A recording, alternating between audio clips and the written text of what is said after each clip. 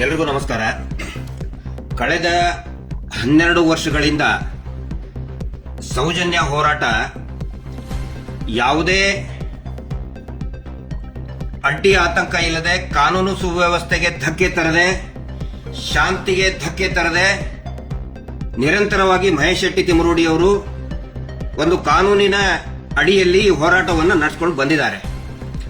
ಆದರೆ ಕಳೆದ ಒಂದು ವಾರದಿಂದ ಆಗ್ತಾ ಇರುವಂತಹ ಬೆಳವಣಿಗೆ ನೋಡಿದ್ರೆ ಇಡೀ ಹೋರಾಟಕ್ಕೆ ಹಿಂದೂ ಮುಸ್ಲಿಂ ಅನ್ನುವಂತಹ ಒಂದು ಬಣ್ಣ ಬೆಳೆದು ಇಡೀ ರಾಜ್ಯದಲ್ಲಿ ದಂಗೆಯನ್ನ ಎಬ್ಬಿಸಿ, ಧರ್ಮಸ್ಥಳ ಶ್ರೀ ಕ್ಷೇತ್ರದಲ್ಲಿ, ಹಿಂದೂಗಳ ಪವಿತ್ರ ಧರ್ಮಸ್ಥಳ ಶ್ರೀ ಕ್ಷೇತ್ರದಲ್ಲಿ ನಡೆದಂತಹ ನೂರಾರು ಅತ್ಯಾಚಾರ, ಕೊಲೆಗಳು, ಅದರ ವಿರುದ್ಧ ನಡೀತಾ ಇರುವಂತಹ ಪ್ರತಿಭಟನೆಯನ್ನ ಈ ಕೋಮು ದಂಗೆಗೆ ತಿರುಗಿಸುವಂತಹ ಪ್ರಯತ್ನ ಒಂದು ದೊಡ್ಡ ಷಡ್ಯಂತ್ರ ನಡೀತಾ ಇದೆ.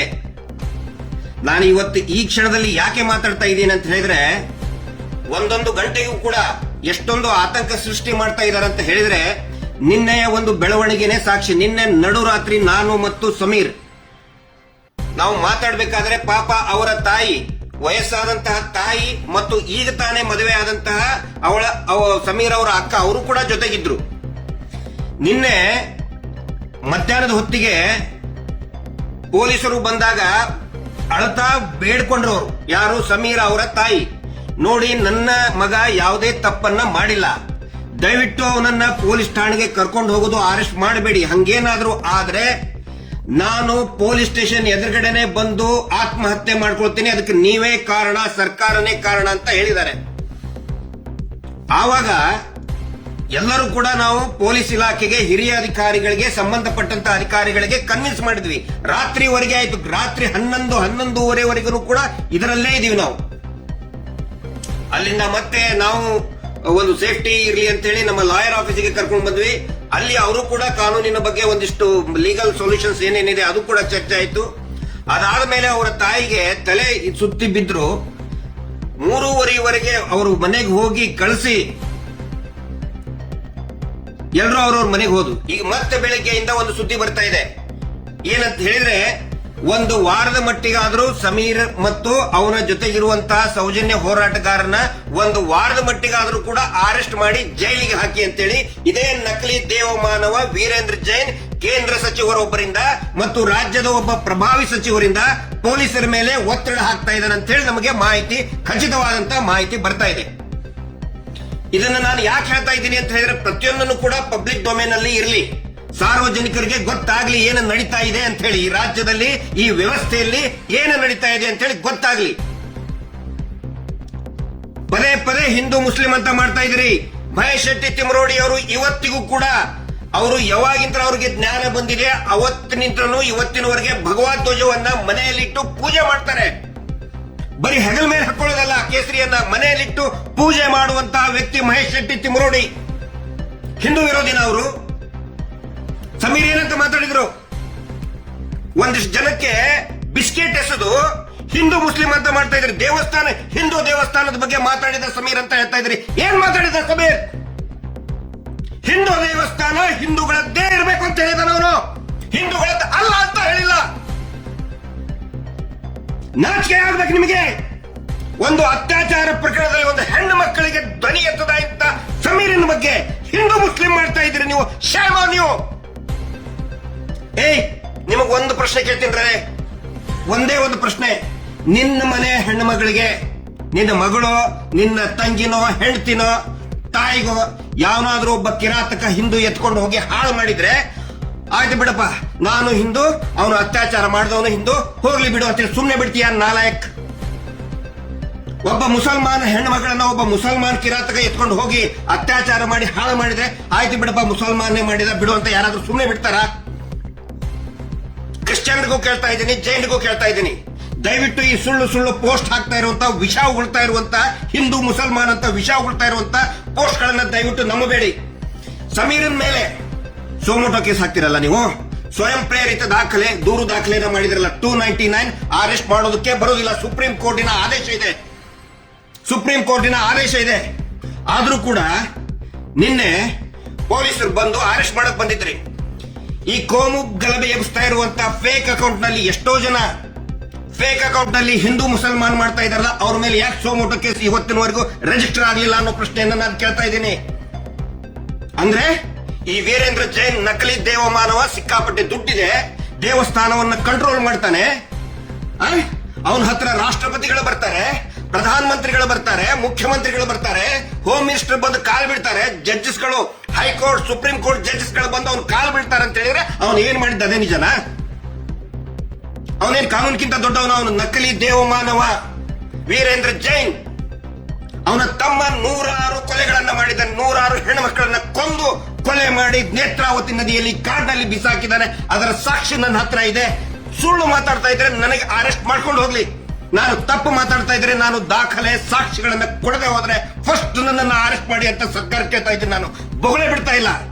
ಇಲ್ಲಿವರೆಗೆ ನಾವು ಹೇಳಿದ್ದು ಬರೀ 10%, 10% ಇನ್ನೂ ಎಲ್ಲವೂ ಇದೆ. ಎಲ್ಲ ಇಟ್ಕೊಂಡು ಕೂತ್ಕೊಂಡಿದ್ದೀವಿ ನಾವು, ಸುಮ್ಮನೆ ಬೊಗಳೆ ಬಿಡ್ತಾ ಇಲ್ಲ. ಇಲ್ಲಿ ಸರ್ಕಾರ ಇವತ್ತು ನಮಗೆ ಹೇಳಿ ಆಯ್ತು ತೋರ್ಸು ಅಂತ ಹೇಳಿ, ತೋರ್ಸ್ಲಿಲ್ಲ ಅಂದ್ರೆ ನಮಗೆ ಅರೆಸ್ಟ್ ಮಾಡ್ಕೊಂಡು ಹೋಗಿ. ನೀವು ವಾಸ್ತವವನ್ನೇ ಹೇಳ್ತಾ ಇದೀವಿ ಇಲ್ಲಿ.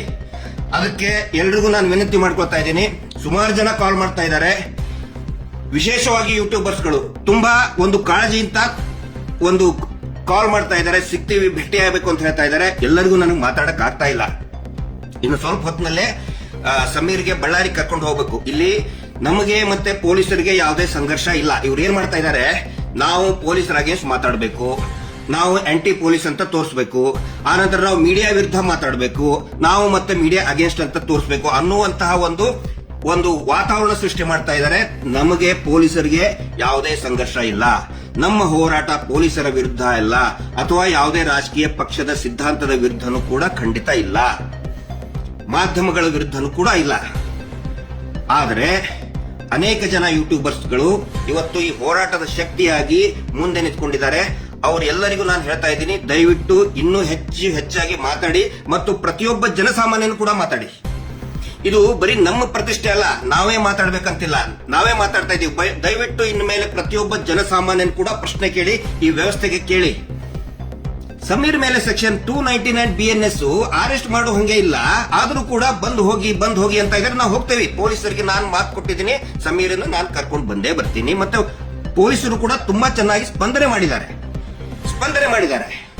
ಅಲ್ಲಿ ಇರುವಂತಹ ಠಾಣಾಧಿಕಾರಿ ಇರ್ಬೋದು, ಬಳ್ಳಾರಿ ಅವರು ಇರ್ಬೋದು, ಹಿರಿಯ ಅಧಿಕಾರಿಗಳಿರ್ಬೋದು, ಮತ್ತು ಕರ್ಕೊಂಡು ಬಂದಂತ ನಿನ್ನೆ ನಮ್ಮ ಜೊತೆಗಿದ್ದಂತ ಎಲ್ಲಾ ಸ್ಟಾಫ್ಗಳು ಕೂಡ, ಬಳ್ಳಾರಿ ಪೊಲೀಸರು ಇರ್ಬೋದು, ಜಿಗಣಿ ಇರ್ಬೋದು, ಎಲ್ಲರೂ ಕೂಡ ಚೆನ್ನಾಗಿ ವರ್ತನೆ ಮಾಡಿದ್ದಾರೆ. ಆದ್ರೆ ನೋಡಿ, ಈ ಶೀನಪ್ಪ ಅನ್ನುವಂತ ವ್ಯಕ್ತಿ ಎಲ್ಲಾ ಯೂಟ್ಯೂಬರ್ಸ್ ಗಳಿಗೂ ಕೂಡ ನೋಟಿಸ್ ಕೊಟ್ಟು ಬ್ಲಾಕ್ ಮಾಡಿಸಿದ. ಅದೇ ಶೀನಪ್ಪನ ವಿರುದ್ಧ 10 ವರ್ಷದವರೆಗೆ ಶಿಕ್ಷೆ ಆಗುವಂತಹ ಸುಗ್ರೀವಾಜ್ಞೆ ಇದ್ರೂ ಕೂಡ ಯಾಕೆ ಅರೆಸ್ಟ್ ಮಾಡ್ತಾ ಇಲ್ಲ? ಯಾಕೆ ಅವ್ನು ಕರ್ಸ್ಕೊಳ್ಳಿಲ್ಲ ಪೊಲೀಸ್ ಸ್ಟೇಷನ್ಗೆ? ಇವ್ರು ಮಾಡ್ತಾ ಇರೋ ಮೀಟರ್ ಬಡ್ಡಿ ದಂಧೆಯಿಂದ ಊರೂರಲ್ಲಿ ಹೆಣಗಳು ಬೀಳ್ತಾ ಇದೆ. ಇದೇ ಧರ್ಮೋದ್ಯಮಿ ವೀರೇಂದ್ರ ಜೈನ್ ಮಾಡ್ತಾ ಇರುವಂತಹ ಒಂದು ಡ್ರಾಮಾ ಕಂಪನಿ, ಗ್ರಾಮ ಅಭಿವೃದ್ಧಿ ಯೋಜನೆ, ಅದರಿಂದ ಊರೂರಲ್ಲಿ ಜಗಳ ಆಗ್ತಾ ಇದೆ ರೀ. ಆತ್ಮಹತ್ಯೆ ಆಗಿದೆ. ಇಲ್ಲೇ ಚಿಕ್ಕಬಳ್ಳಾಪುರದಲ್ಲಿ ಒಬ್ಬ 2 ವರ್ಷದ ನವ ವಿವಾಹಿತೆ ಅರ್ಪಿತಾ ಅನ್ನೋಂಥವ್ರು ಊರಲ್ಲಿ ಹಾಕೊಂಡಿದ್ದಾರೆ. ಫೋಟೋ ಕೂಡ ಕಳಿಸಿದೀವಿ ನಾವು. ಯಾಕೆ ಅರೆಸ್ಟ್ ಮಾಡ್ತಾ ಇಲ್ಲ ಅವನ್ನ? ಯಾಕೆ ತನಿಖೆ ಆಗ್ತಾ ಇಲ್ಲ? ಕಾನೂನ್ಗಿಂತ ದೊಡ್ಡವನ? ಸಂವಿಧಾನಕ್ಕಿಂತ ದೊಡ್ಡವರಾದ್ರೆ ಎಲ್ಲಾದ್ರು? ಇದನ್ನ ನಾನು ಕೇಳ್ತಾ ಇದ್ದೀನಿ. ಪಾಪ ಸಮೀರ್ ಒಂದು ನ್ಯಾಯದ ಆಗ್ರಹ ಮಾಡಿದ್ದಕ್ಕೆ ಅವನ ಮೇಲೆ ಸೋಮೋಟೋ ಅಂದ್ರೆ ಸ್ವಯಂ ಪ್ರೇರಿತ ದೂರು ದಾಖಲು ಮಾಡಿದ್ರಿ. ಸುಗ್ರೀವಾಜ್ಞೆಯಲ್ಲಿ 11-12 ಜನ ಹೆಣ್ಮಕ್ಳು ಕಂಪ್ಲೇಂಟ್ ಕೊಟ್ಟರು ಆ ಚೀನಪ್ಪನ ಮೇಲೆ, ಅನಿಲ್ ಕುಮಾರ್ ಮೇಲೆ, ಮೀಟರ್ ಬಡ್ಡಿ ದಂಧೆ ಮಾಡ್ತಿರೋಂತ ಅನಿಲ್ ಕುಮಾರ್ ಮೇಲೆ ಯಾಕೆ ಅರೆಸ್ಟ್ ಮಾಡಿಲ್ಲ? ಆ ಪ್ರಶ್ನೆ ನಾವು ಕೇಳ್ತಾ ಇದೀವಿ. ದಯವಿಟ್ಟು ಎಲ್ರಿಗೂ ಒಂದು ವಿನಂತಿ ಮಾಡ್ತಾ ಇದ್ದೀನಿ, ಇವತ್ತು ಸಾಯಂಕಾಲದವರೆಗೆ ಏನಾಗುತ್ತೋ ಅನ್ನೋದು ಗೊತ್ತಿಲ್ಲ. ಈಗ 1 ಗಂಟೆಯಲ್ಲಿ ಸಮೀರ್ ಅವ್ರನ್ನ ನಾನು ಕರ್ಕೊಂಡು ಹೋಗ್ತಾ ಇದ್ದೀನಿ. ಏನೇನ್ ಪ್ರಿಕಾಷನ್ ತಗೋಬೇಕು ಅದೆಲ್ಲಾ ಪ್ರಿಕಾಷನ್ಗಳನ್ನ, ಕಾನೂನಿನ ಪ್ರಿಕಾಷನ್ಗಳನ್ನ ನಾವು ತಗೊಳ್ತೀವಿ. ಓಡಿ ಹೋಗುವಂತದ್ದೇನಿಲ್ಲ ಇಲ್ಲಿ. ನಾನು ಯಾಕೆ ಇಷ್ಟೊಂದು ಇದು ಮಾಡ್ತಾ ಇದ್ದೀನಿ ಅಂದ್ರೆ, ನಾನು ವೈಯಕ್ತಿಕವಾಗಿ ಮತ್ತು ಈ ಹೋರಾಟಗಾರರು ಜೈಲಿಗೆ ಹೋಗೋದಕ್ಕೆ ನಾವು ಹೆದರ್ಕೊಂಡಿಲ್ಲ. ಪಾಪ ಆ ಹುಡುಗ ಈಗ ಇನ್ನು 20-21 ವರ್ಷ. ಅವ್ರ ತಾಯಿನೂ ಕೂಡ ಬಹಳ ವೆರಿ ಸಿಂಪಲ್ ಫ್ಯಾಮಿಲಿ. ಅದು ಹಿಂದೂ ಧರ್ಮದ ಬಗ್ಗೆನೂ ಗೌರವ ಇದೆ, ಇಸ್ಲಾಂ ಧರ್ಮದ ಬಗ್ಗೆನೂ ಆ ವ್ಯಕ್ತಿಗೆ ಗೌರವ ಇದೆ, ಕ್ರಿಶ್ಚಿಯನ್ ಧರ್ಮದ ಬಗ್ಗೆನೂ ಗೌರವ ಇದೆ ಆ ವ್ಯಕ್ತಿಗೆ. ಅವನು ಒಬ್ಬ ಭಾರತೀಯಾಗಿ ಕೆಲಸ ಮಾಡ್ತಾ ಇದ್ದಾನೆ, ಒಬ್ಬ ಕನ್ನಡಿಗಾಗಿ ಮಾಡ್ತಾ ಇದ್ದಾನೆ. ಪಾಪ ಅಂತ ಹುಡುಗನ್ನ ಜೈಲಿಗೆ ಹಾಕಬೇಕು ಅಂತ ಹೇಳಿ, ಜೈಲಿಗೆ ಹಾಕ್ಲೇಬೇಕು ಅಂತ ಹೇಳಿ ಈ ನಕಲಿ ದೇವಮಾನವ ಸರ್ಕಾರದಿಂದ ಒತ್ತಡ ತರ್ತಾ ಇದ್ದಾನೆ. ಹಿಂಗಾಗಿ ಈ ವಿಷಯವನ್ನ ನಾನು ಸಾರ್ವಜನಿಕರ ಗಮನಕ್ಕೆ ತರ್ತಾ ಇದ್ದೀನಿ. ನಾವ್ ಯಾರು ಎಲ್ಲಿ ಓಡ್ ಹೋಗಲ್ಲ, ಸಮೀರ್ ಆಗ್ಲಿ ನಾವಾಗ್ಲಿ ಯಾರು ಕೂಡ ಎಲ್ಲಿ ಓಡ್ ಹೋಗಲ್ಲ. ಪೊಲೀಸರ ಮುಂದೆ ಹಾಜರಾಗ್ತೀವಿ. ಏನಾದ್ರೂ ವ್ಯತ್ಯಾಸ ಆದ್ರೆ ಈ ಸರ್ಕಾರನೇ ಹೊಣೆ ಆಗುತ್ತೆ. ಆಸ್ ಇಟ್ ಈಸ್ ನಾನು ಹೇಳ್ತಾ ಇದ್ದೀನಿ. ಒನ್ಸ್ ಅಗೇನ್ ನಾನು ಪ್ರಶ್ನೆ ಕೇಳ್ತಾ ಇದ್ದೀನಿ. ಹಿಂದೂ ಮುಸ್ಲಿಂ ಮತ್ತೆ ಸುಳ್ಳು ಹೇಳಿ ಫೇಕ್ ಅಲ್ಲಿ ಮಾತಾಡ್ತಾ ಇವನು ಹಾಕಿರೋ ಬಿಸ್ಕೆಟ್ ತಿಂದು ಮಾತಾಡ್ತಾ ಇದ್ರಲ್ಲ, ಒನ್ಸ್ ಅಗೇನ್ ನೀವೇ ಉತ್ತರ ಕೊಡಿ. ನಿಮ್ಮ ಮನೆ ಹೆಣ್ಮಕ್ಳಿಗೆ ಮೊದಲು ಉತ್ತರ ಕೊಟ್ಟು ಆಮೇಲೆ ಹಿಂದೂ ಮುಸ್ಲಿಂ ಮಾತಾಡಿ. ಲಾಸ್ಟ್ ಕೊನೆಗೆ ಐ ರಿಪೀಟ್, ನಿನ್ನ ಮನೆ ಹೆಣ್ಮಗಳನ್ನ ಒಬ್ಬ ಹಿಂದೂ ಎತ್ಕೊಂಡು ಹೋಗಿ ಹಾಳು ಮಾಡಿದ್ರೆ ಆಯ್ತಪ್ಪ ಹಿಂದೂನೇ ಮಾಡಿದ ಅಂತ ಸುಮ್ಮನೆ ಇರ್ತೀಯ ಮಗನೇ? ಉತ್ತರ ಕೊಡು ಲೋಫರ್. Justice for Soujanya. ಮತ್ತಷ್ಟು ಸುದ್ದಿಗಳಿಗಾಗಿ ನೋಡ್ತಾ ಇರಿ ಪಬ್ಲಿಕ್ ನ್ಯೂಸ್ 24x7. ಇದು ಸತ್ಯದ ಧ್ವನಿ.